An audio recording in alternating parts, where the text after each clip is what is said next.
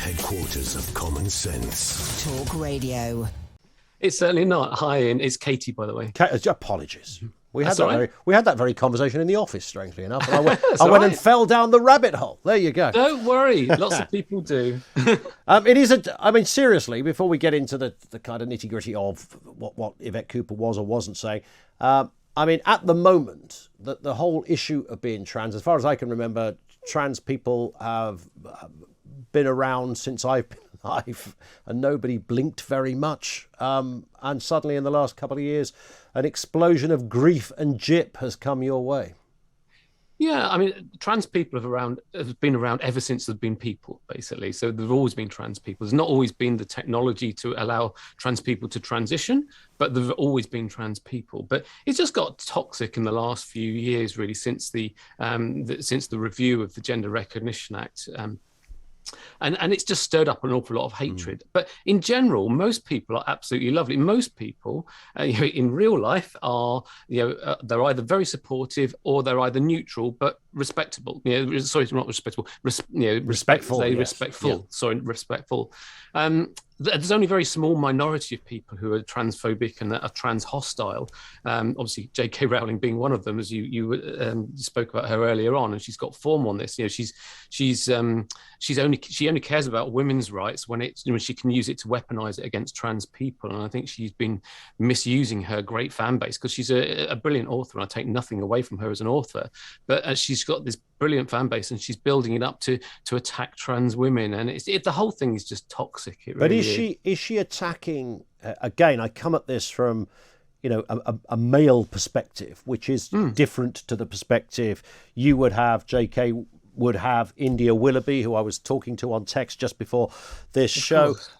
You've got a different position than I have, perhaps. I wonder whether, because I read the JK Rowling blog she wrote, I'm sure you've read it too, Katie. Yeah. And I read that and thought, okay, what she seems to be saying is that there is such a thing as a biological woman, and the backstory that goes with that, and the word woman that has a very special relevance and place with that. Don't take anything away from trans people, but that there is a distinction between trans people and a biological woman. That I think is what she's saying. I think the problem is, I think she's playing to the fact that most people have little or no education about the difference between sex and gender. So would you like me to explain that? Yeah, go for it.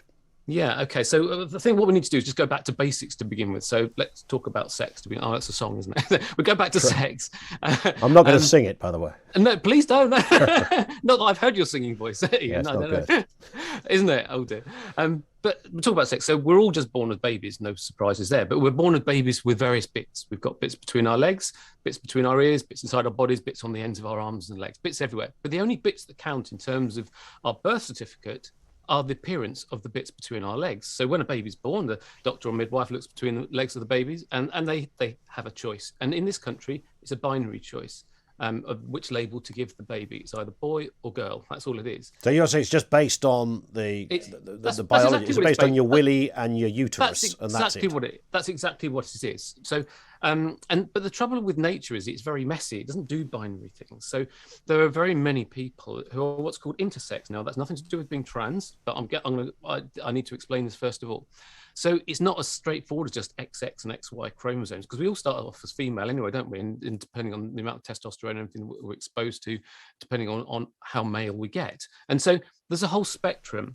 And so many people can have an extra chromosome, and they're called intersex. You can have actually 5 chromosomes.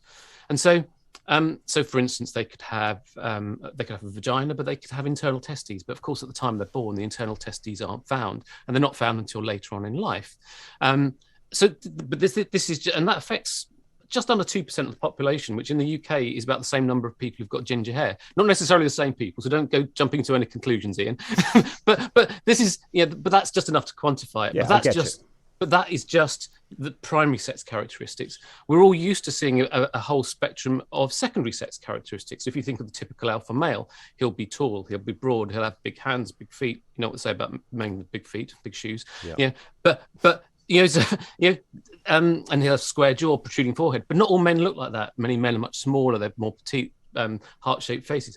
look at women. Not all women have look like the traditional Barbie doll. Many women have much more masculine appearance, and we're all really cool with that whole spectrum of secondary sex characteristics. But that's just sex. That's got nothing to do with gender. Gender is the sex of your brain, and it's how it manifests itself in how you feel in your head and your heart. It's just intrinsic in you, and from a very early age, usually from around sort of 3 or 4, you start developing a really deep-scented sense. So, can I just pick up on that point, Katie? So when somebody like JK Rowling will talk about, and I'm probably paraphrasing her here, but others will talk about a lived experience, that the backstory of being a woman.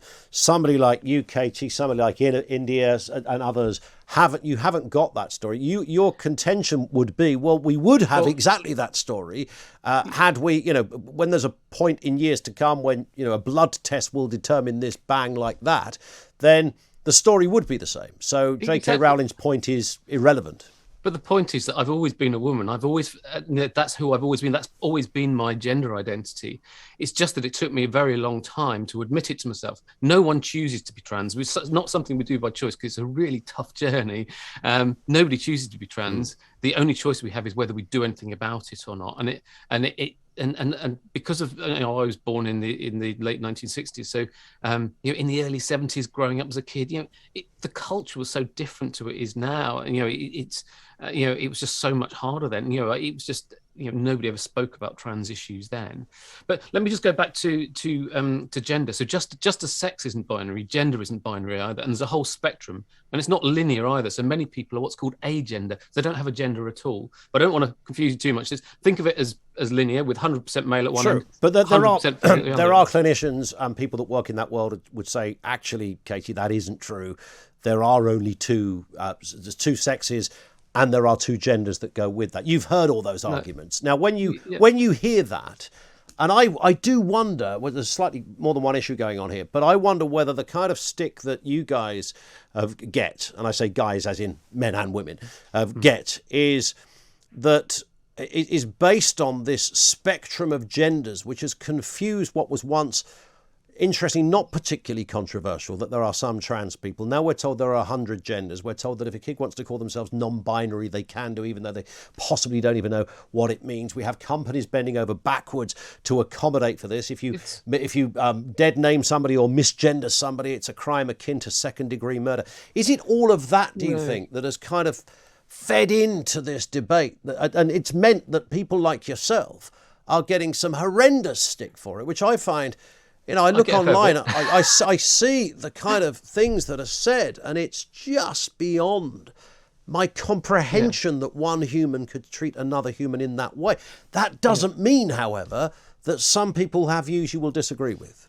And it's all down to a lack of education on it. And most people have little or no education on trans issues at all. Most people don't know the difference between sex and gender. And that's why I do what I do, is to explain all that. And the whole thing has just become so heated and so toxic, just purely through this lack of education. And what it needs is more people to understand it. So you were saying about non-binary. All it is that non-binary people are in the middle of that spectrum. So they're not male and they're not female. Yeah. They're non-binary. But it's become that's all it is. It's very simple. It's not difficult. Well, if it's true, of course. Of course it's true. Well, we don't know it's true, do we? That's the whole point. Yes, we do. We do know it's true, Ian. I know loads of non-binary people. How can you say that it's not true, Ian? Well, no, I appreciate lots of people will say it's true. But when I talk to a guy... Who are you to say that you can't believe them, Ian? I am simply saying that the explosion of non-binary people does throw up a question that is worth pursuing. So you're right. I can't sit here and say that isn't a thing, no more than I could say that being heterosexual, trans, or anything isn't. Of course I can't. However, I wouldn't be doing my job, Katie, if I didn't wonder sometimes.